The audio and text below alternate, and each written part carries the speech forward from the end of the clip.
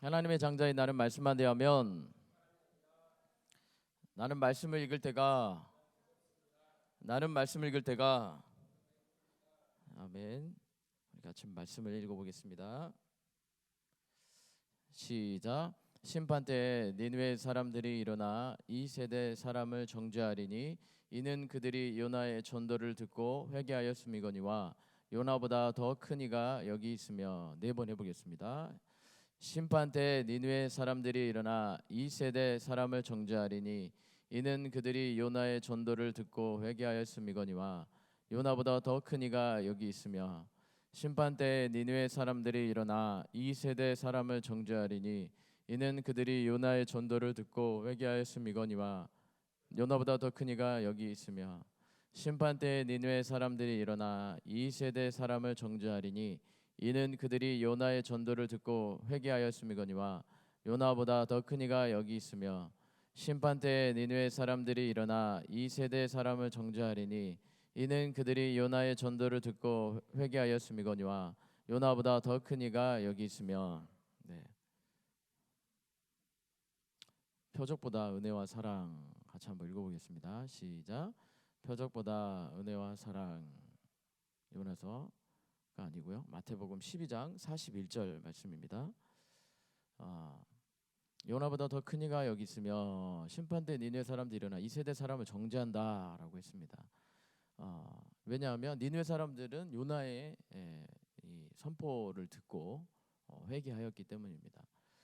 그렇다면 이 시대 또 예수님이 오셨을 때 시대 사람들은 어떤 상황 가운데 있었던 사람들이었습니까?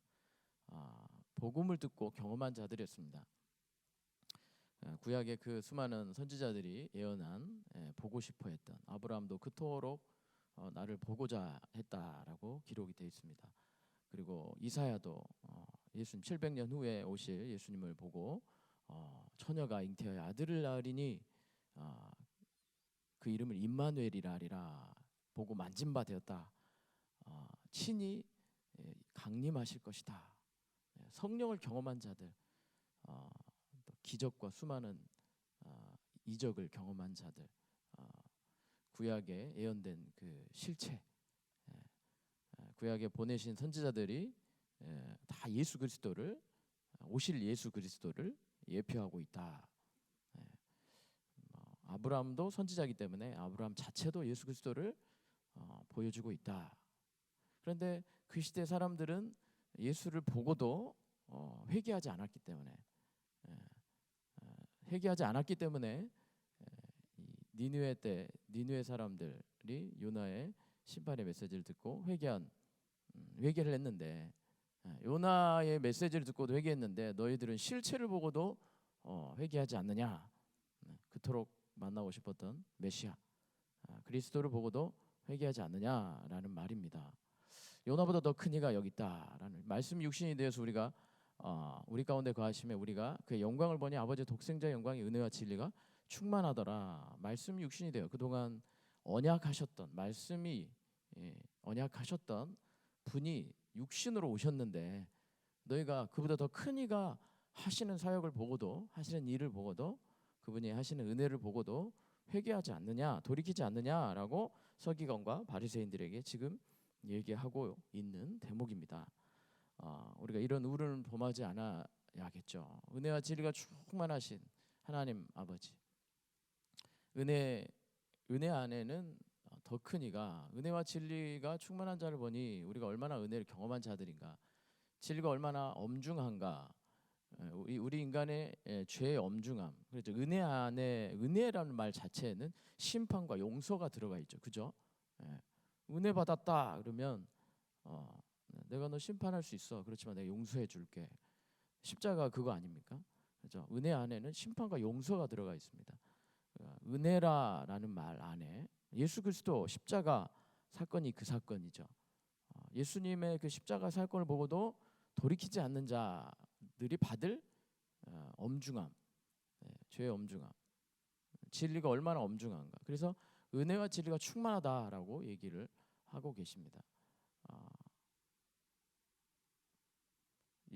하나님의 아들이 이 땅에 오셔서 우리의 모든 죄를 사하신 것. 우리가 믿는 피에 우리가 받아들이는 은혜는 하나님의 아들의 피죠. 하나님의 아들의 피. 우리가 가진 은혜는 하나님의 아들의 피를 희생한 것입니다. 우리가 은혜를 생각한다면 쉽게 생각할 수 있는데 값싼 은혜라고 이렇게 얘기할 수가 있는데, 그렇지만 그 은혜 안에는 예수 그리스도의 하나님 아들의 희생, 자기의 몸이 다 갈기갈기 찢어지고 또 자기의 이 목숨을 포기한 순종한 그 희생의 피가 들어가 있습니다. 그래서 은혜를 헛되이 여기지 않는다라는 그 말입니다. 요한복음 1장 14절 말씀 다시 읽어. 말씀 육시되 우리 가운데 거하심에 우리가 그 영광을 보니 아버지의 독생자 영광에 은혜와 진리가 충만하더라. 은혜와 진리를 충만히 누리신 여러분 되시기 바랍니다. 아멘. 너의 발에 먼지를 떨어버리라. 그래서 은혜를 받아들이지 않으면 먼지를 떨어버릴 정도로 엄중하다, 심각하다, 이렇게 얘기하는 것이죠. 우리가 은혜를 쉽게 생각하면, 은혜를 쉽게 생각하면 그럴 수 있는 것 같습니다. 복음을 전하다가 제자들이 복음을 전하다가 그 성에 들어갔는데 복음을 받아들이지 않으면 너의 발에 있는 먼지를 떨어버리고 전혀 그들을 긍휼히 여기거나 불쌍히 여기지 말란 얘기 그거 같습니다. 먼지를 떨어버리라. 저들을 불쌍히 여기지 말라. 다시 들어가지 말라. 이런 말도 되겠어요. 물론 하나님의 뜻이 있으면 들어가겠지만 먼지를 떨어버리고 과감하게 다른 데로 가라. 왜? 복음을 아직 듣지 못한 자들이 있기 때문에. 가야 될 곳이 많지 않냐.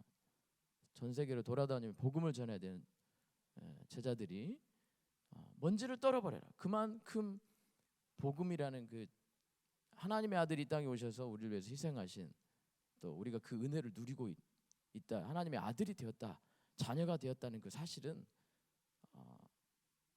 우리가 생각한 만큼 가벼운 게 아니다라는 거죠. 우리가 선택받은, 우리가 제자들이 우연찮게 우리 동네로 들어온 게 아니고 우리 성에, 우리 나라에, 우리 집에, 더 확장해 보면 나에게 하나님의 복음이 임했다라는 사실은 하나님의 말할 수 없는 은혜, 하나님의 말할 수 없는 계획 가운데 우리에게 복음이 들어온 겁니다. 그 은혜를 하찮게 여기지 말고 하나님의 어마어마한 생각, 하나님의 어마어마한 계획 가운데 우리가 구원받은 것이다. 그 은혜를 헛되이 여기지 말아야 된다라는 말입니다. 그러나 바리새인과 서기관들은 지금 뭐라고 말하고 있습니까? 말로 지금 성령을 거역하고 있는 거예요. 말로. 안식일 12장에 보니까 안식일 때문에 예수님을 죽이려 하고 또 표적을 구하는 거예요. 당신이 정말 메시아입니까? 다시 확인하는, 은혜를 다시 확인하는, 좀 어색하고 굉장히 은혜를 준 사람에게 굉장히 무례한 거죠. 그죠? 은혜를 준 사람에게 십자가에 대해서 다시 요구한다든지 참 무리할 수 있는 것 같습니다. 그렇죠? 우리 인간적인 그런 생각으로 굉장히 무리할 수 있는데 하나님 보시기에는 어떻냐 이 말이죠.